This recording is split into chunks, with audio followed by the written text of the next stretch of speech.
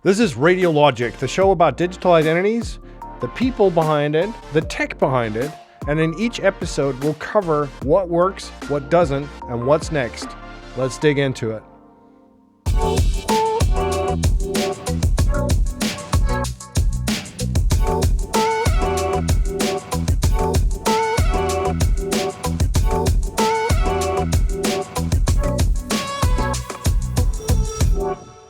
My name is Anders Åskåsen, and I'm the Senior Vice President of Marketing at Radiant Logic. And with me today, I got Simon Moffett from the CyberHut. Simon, tell the audience who you are. Hi Anders, my name is Simon Moffett, founder and analyst at the CyberHut. Been fortunate to have been in identity 25 years, I guess, probably not dissimilar to yourself. Lots of change in that time. And the CyberHut's role really is to try and analyse all of the exciting vendors in the identity space, do analysis, advisory, research reports, and try and make sense of this wonderful identity world we live in. And you do put out some really good research that at least benefit me in my role. I started out my career at a university, and we had essentially two different networks there. One was a Unix-based system based on Solaris, and the other one was a Windows environment with eDirectory and Novell. Okay. And we did a migration from essentially the old etc pass WD file where the users was just in one file with the passwords at that time, right? Into NIST to have some kind of distributed identity, very early stuff, right? And then Sun released what they called NIST Plus, which was a pain in the behind.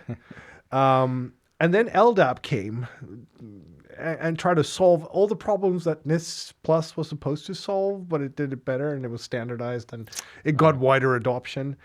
But then we realized that didn't really fly together with the Windows world and eDirectory, and we kind of needed some kind of synchronization. But essentially what we were building up at that time was all these different identity silos that today we refer to as technical debt. Yeah. And I'm sure you have similar experiences. Oh, absolutely. Look, I think it's part and parcel of technology adoption, evolution, that you start off with something with good intentions, the best technology available, the best understanding of the problem that you want to fix at the time, which is often your problem knowledge, I guess, evolves over time as well. But if you start to deploy something or you understand the problem space better, you probably wouldn't necessarily select a particular technology in hindsight.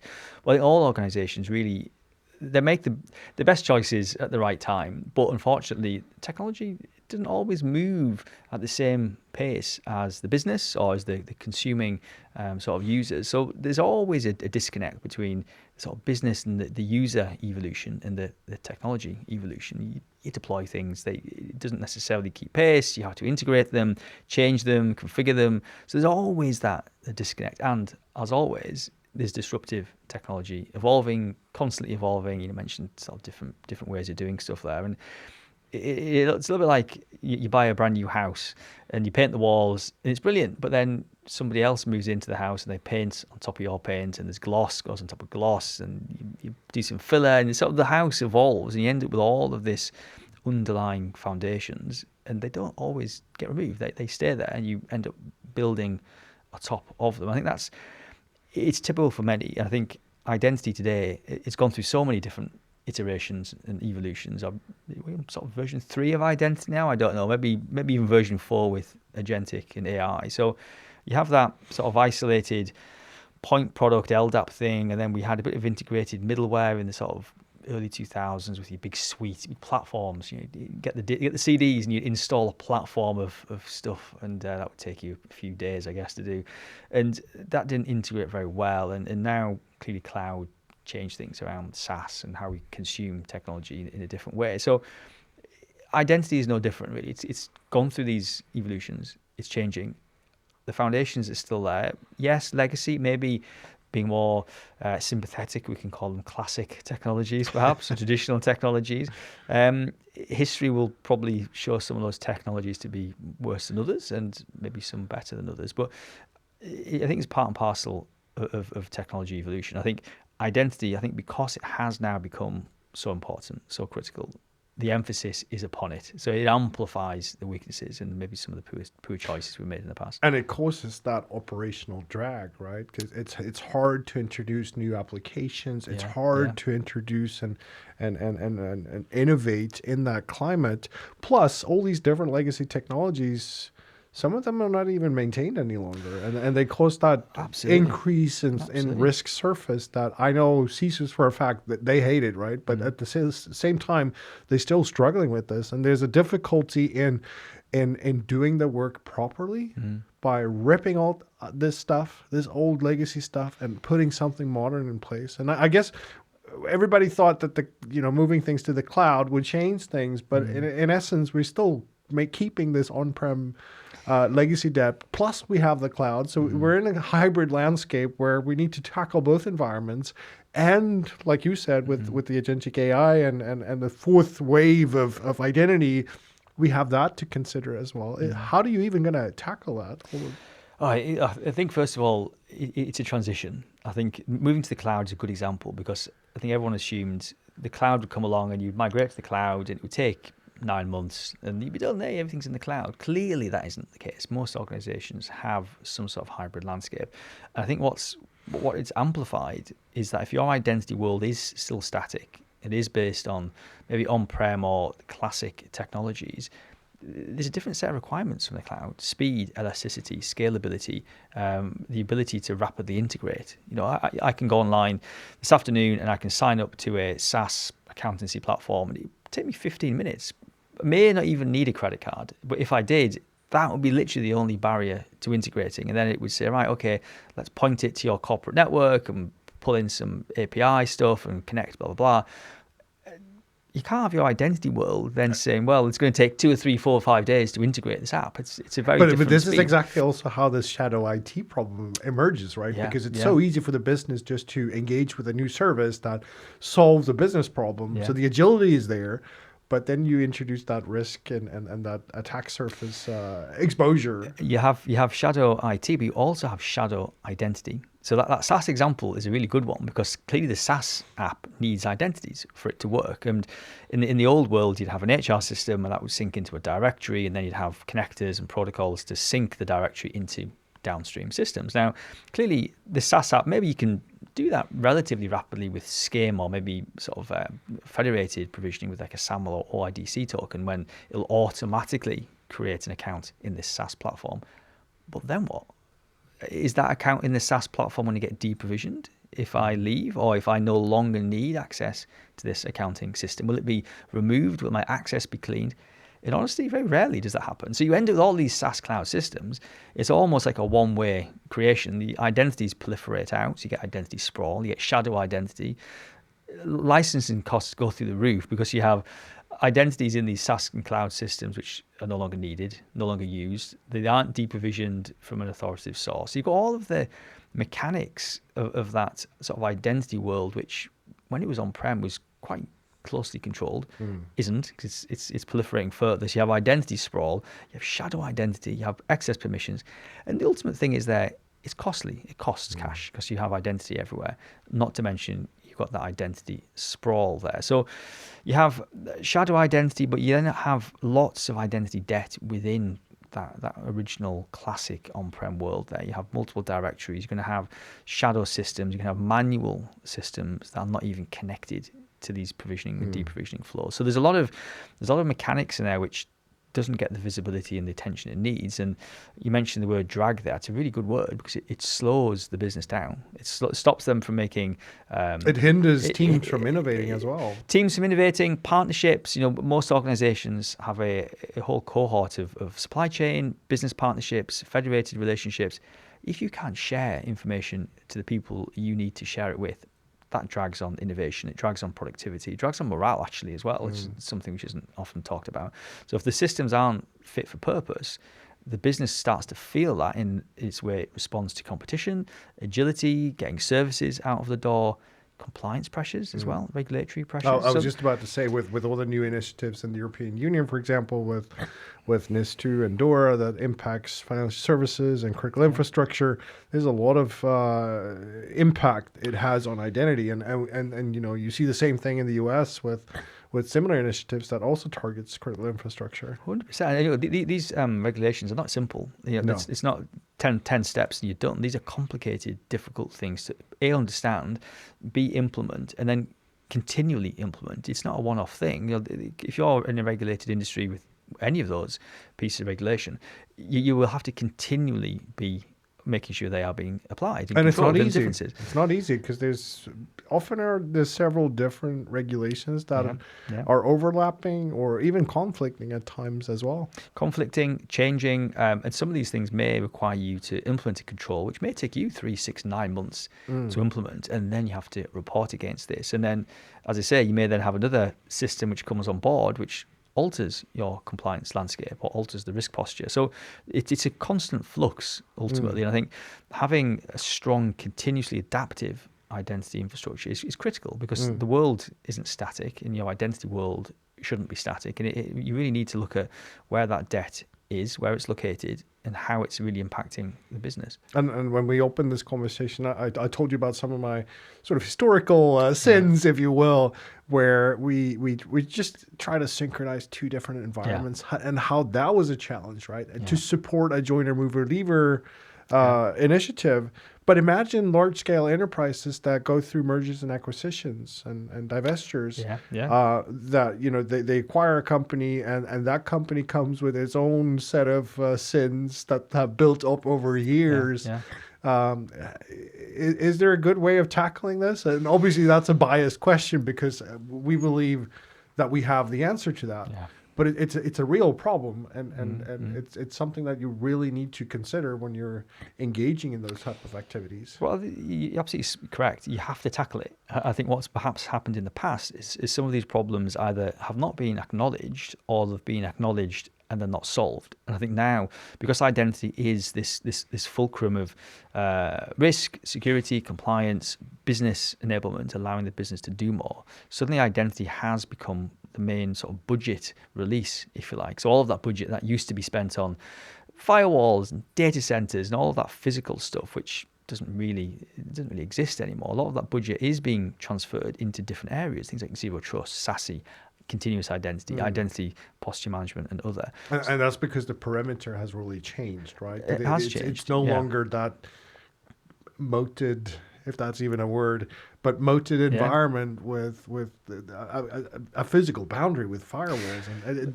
that's no longer the case, right? No, but I think the awareness has improved though. So within the business themselves, they realise that spending in these isolated ways, it wasn't delivering security, and it equally wasn't delivering business productivity. So it's a long-term thing. It's an evolutionary thing. So you have zero trust, an example there. That's this different way of handling this sort of perimeterized aspect. So that's now a well-known concept.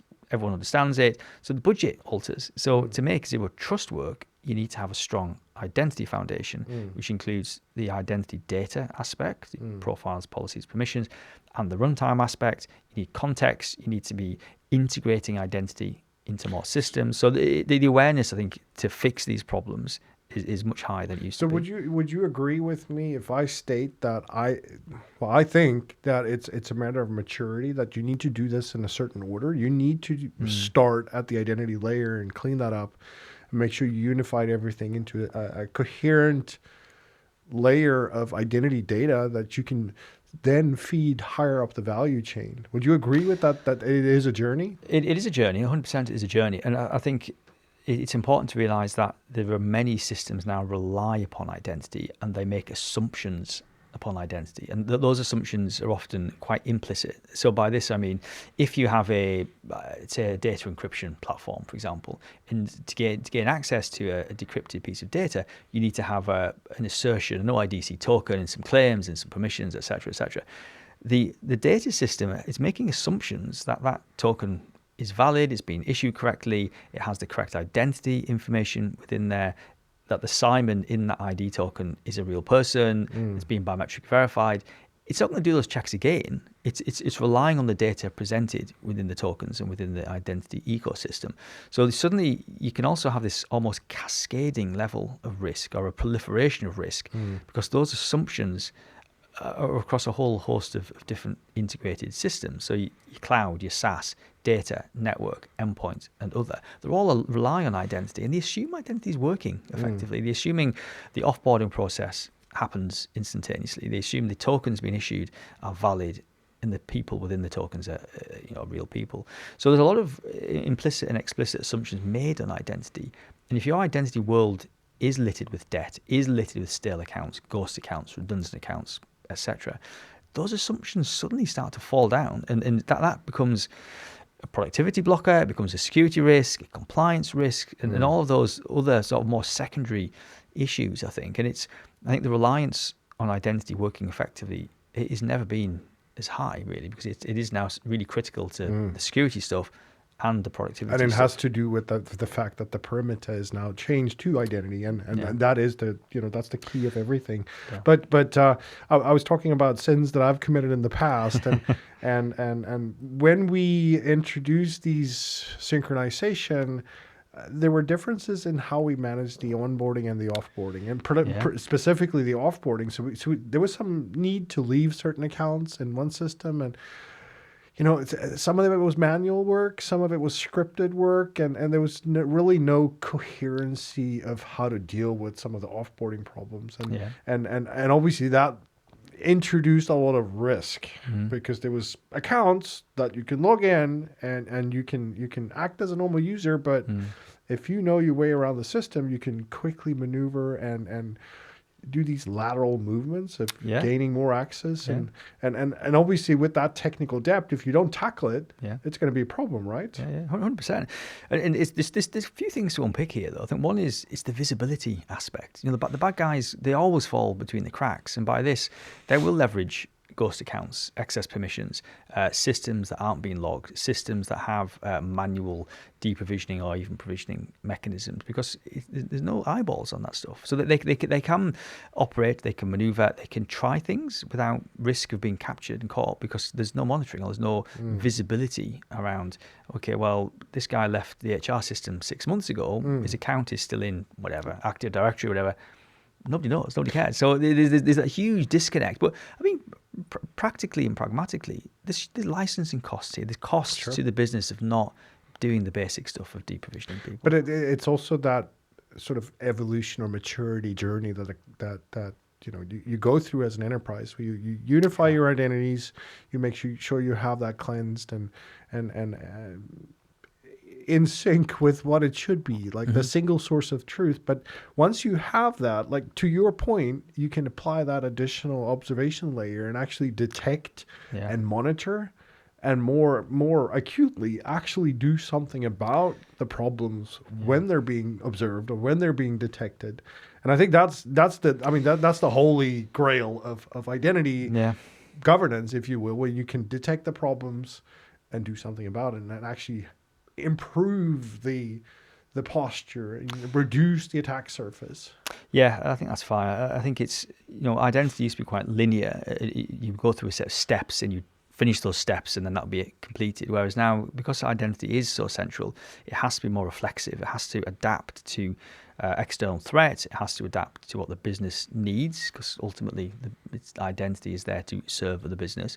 So if suddenly the business needs to launch a new application, build a new app, spin up some infrastructure, consume a SaaS app, into a merger, into an acquisition, supply chain, not touched on supply chain, but that has huge ramifications if your identity layer is not working effectively. So the identity world needs to respond to those external events. So how does it do that? Well, it needs to listen. It needs to be able to be aware of, okay, we need to change our identity world, whether it's an identity, an account, an application, a policy.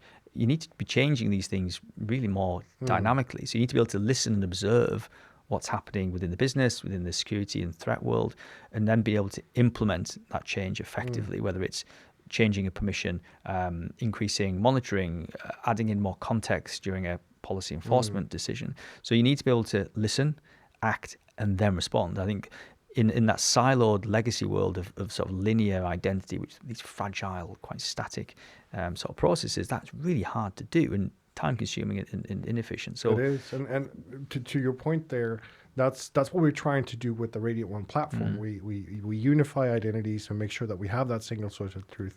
We apply that observation layer to detect these anomalies, these threats, these incidents, and then allow to act. And one of the recent additions to the platform is to support shared signal framework, where we can actually send a signal to our friends in the industry, whether they're Okta, CrowdStrike, or you name it, to shut down and make sure that you secure immediately if something happens. And I think that's super powerful. But we see legacy depth and dealing with that as, it's both an operational, tactical problem, it's a strategic problem. But as a CISO, and to wrap up, how do you actually go and get funding to support some of these initiatives? Anything you can recommend there? As always, funding's always an issue. I think it's always around identifying where your core weaknesses are. You want to improve your system strategically. So ultimately, it's not necessarily about spending more or raising budget, but about spending effectively. So there's no point spending on legacy firewalls or data centers if that's not improving the business journey or the business outcomes. So always be thinking of the business outcomes. And often it's a case of transferring budget to the most productive and impactful areas of technology. And you mentioned zero trust earlier, and identity is a key foundational part of zero trust. So you start to see the budget changing and shifting and being spent more within the identity world about improving the data, improving monitoring, delivering strong authentication. You mentioned shared signals there to look at encountering external threats. So it's often a case of just transferring budget, which allows your identity world to be more efficient, more dynamic, more responsive. And actually, once you do that, you often find a lot of this stuff comes for free. And by that, I mean the fact that if your identity world is working effectively, you see a massive reduction in license costs, for example. You see a massive improvement in employee onboarding and productivity. So there's sort of cost savings emerge everywhere by getting identity right. So it's a little bit like your health. You invest in your health, it rewards you in multiple areas. I think that's exactly the same for identity. But like always, understand your ecosystem, understand your identity world to get started. Where is my real high risk? Where is the debt? Where is identity helping?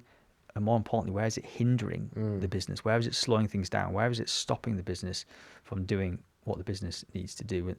They're always good places to start. I think these are all very wise recommendations, Simon. Thank you so much for having the conversation. It's always a pleasure, and looking forward to next time. Not at all. Thank you for having me. Always good chatting. Thanks for listening to Radio Logic.